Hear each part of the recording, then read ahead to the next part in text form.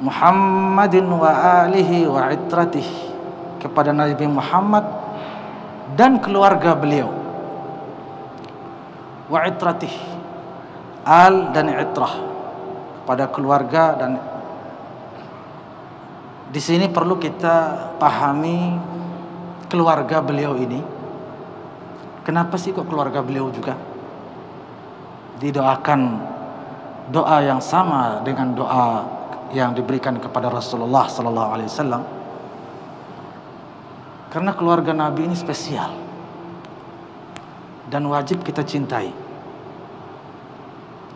Imam Syafi'i saja yang kita tahu, imam mazhab kita, cinta mati sama Ahlul Bait, keluarga Nabi. Beliau sendiri keturunan dari Sayyidina Abdul Muttalib, kan gitu. Makanya beliau namanya Muhammad bin Idris Al-Muttalibi Asy-Syafi'i. Beliau sampai mengatakan, "Lau kana rafdan hubba ali Muhammadin falyashhad ats-tsaqalani anni rafidhu." Andai kata disebut Syiah Rafidah, cinta Ahlul Bait, falyashhad ats-tsaqalan, maka bersaksilah wahai manusia dan jin, saya siap dikatakan Syiah Rafidah. Subhanallah. Imam Syafi'i tidak peduli. Di bait lain beliau mengatakan, "Lau kana hubbu ali Muhammadin bid'atan fa inni bitilkal bid'atil umru muktafi." Andaikan cinta Ahlul Bait, keluarga Nabi itu bid'ah, maka cukuplah bid'ah itu sebagai bekal hidupku seumur hidup, selama-lamanya. Tidak peduli.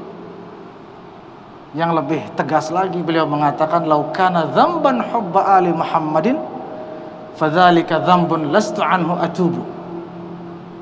Andaikan dosa cinta Ahlul Bait, keluarga Nabi, maka aku tak akan pernah bertobat dari dosa itu. Subhanallah.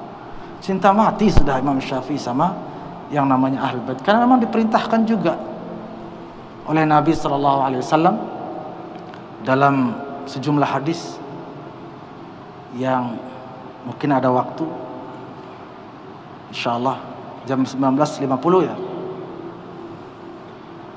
Beberapa hadis ingin saya bacakan tentang cinta Ahlul Bait,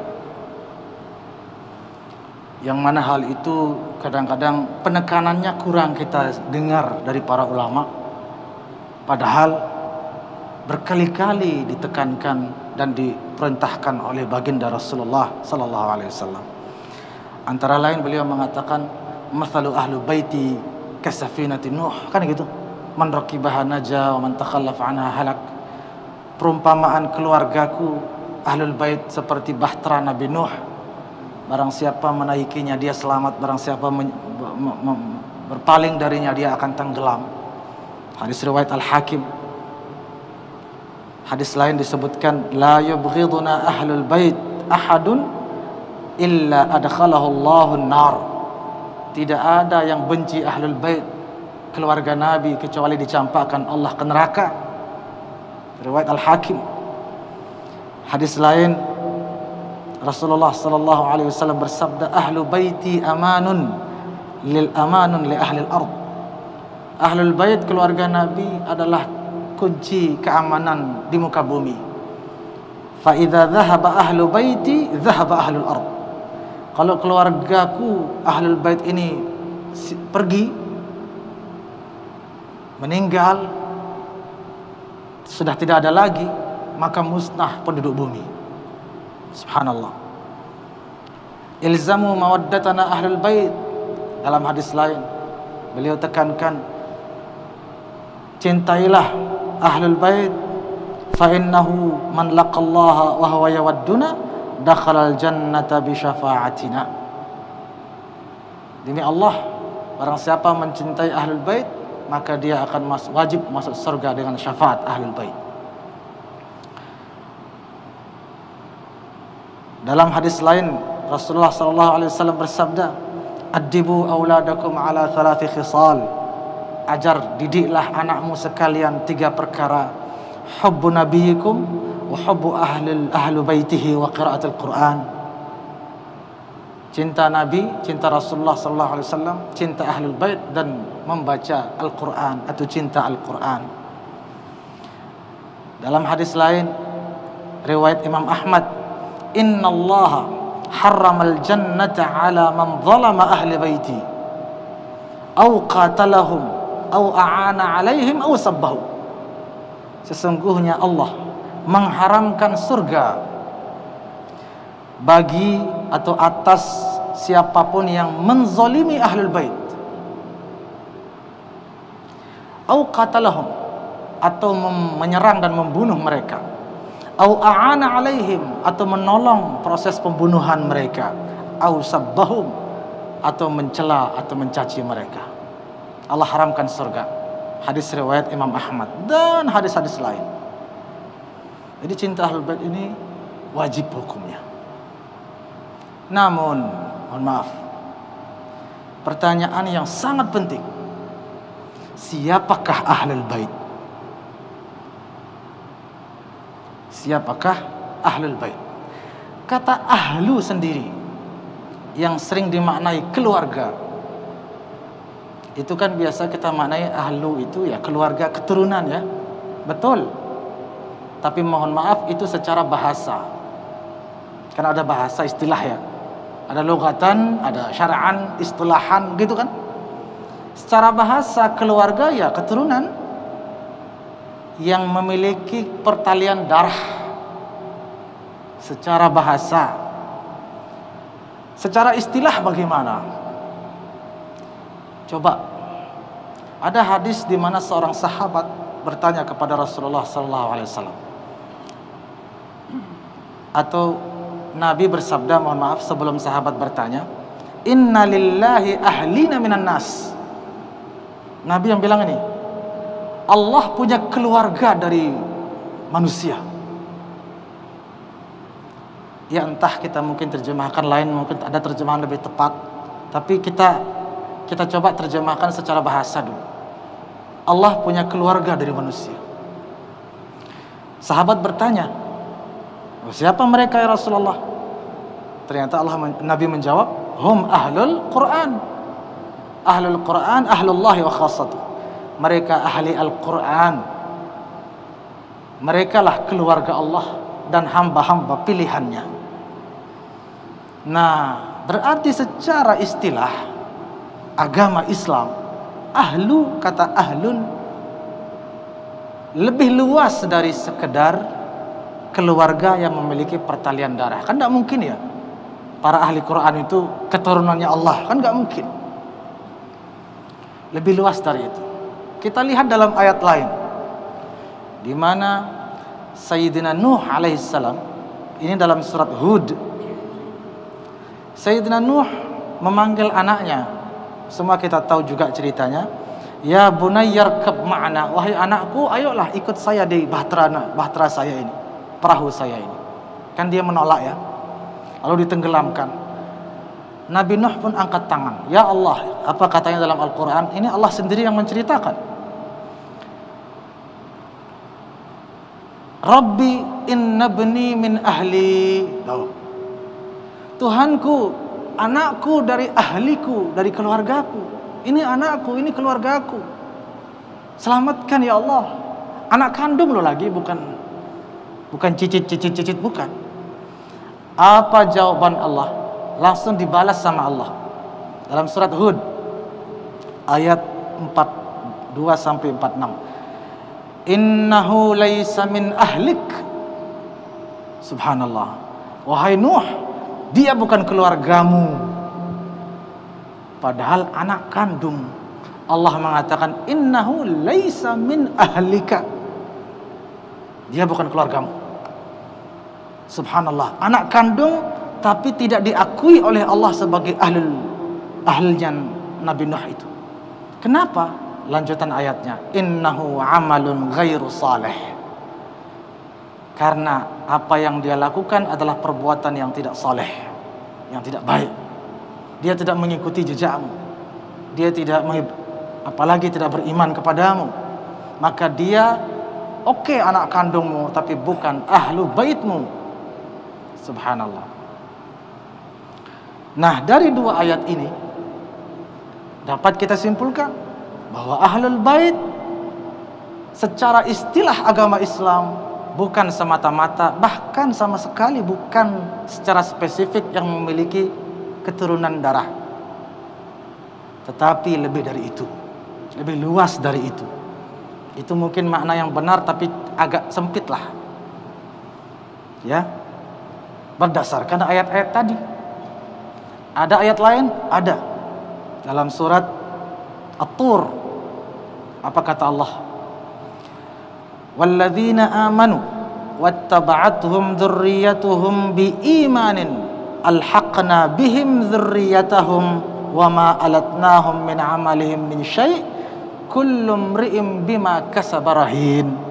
Surat At-Tur ayat 21. Kata Allah, orang-orang yang beriman lalu keturunannya mengikuti jejaknya dengan iman, kan, wattaba'atuhum dzurriyyatuhum biimanin alhaqna bihim dzurriyyatahum, maka keturunan mereka ini baru kami gabungkan beserta mereka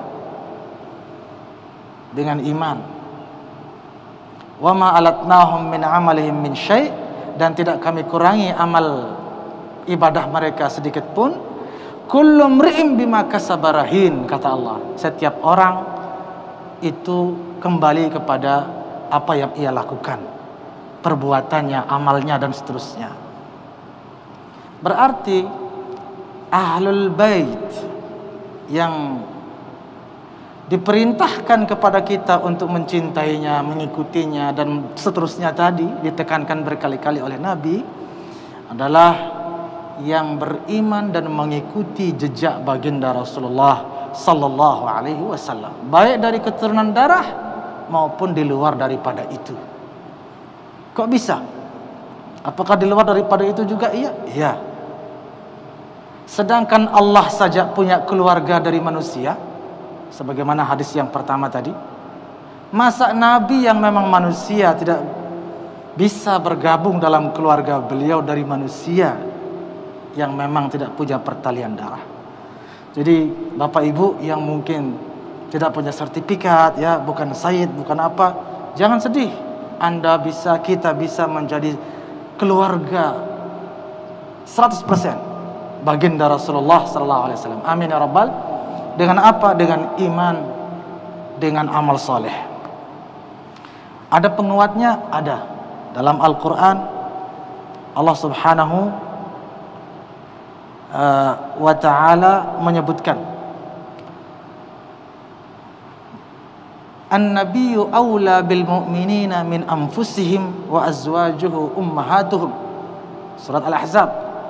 Nabi SAW lebih utama bagi orang-orang beriman, wa azwajuhu ummahatuhum, dan istri-istri beliau adalah ibu-ibu mereka, orang beriman. Pertanyaannya, kalau istri-istri beliau, istri Nabi, adalah ibunya orang-orang beriman, terus siapa ayah mereka? Rasulullah sallallahu alaihi wasallam. Berarti kalau kita sudah beriman dengan sebenar-benar iman dan beramal saleh mengikuti jejak beliau, kita langsung menjadi putra beliau sallallahu alaihi wasallam berdasarkan ayat ini. Lalu bagaimana dengan ayat maka Muhammadun aba ahadin min rijalikum? Tidaklah Nabi Muhammad adalah ayah salah satu di antara kamu. Apakah bertentangan? Tidak. Kata ulama, ayat ini menegaskan bahwa Nabi bukan ayah salah satu atau sebagian, dan bukan ayah dari yang lain.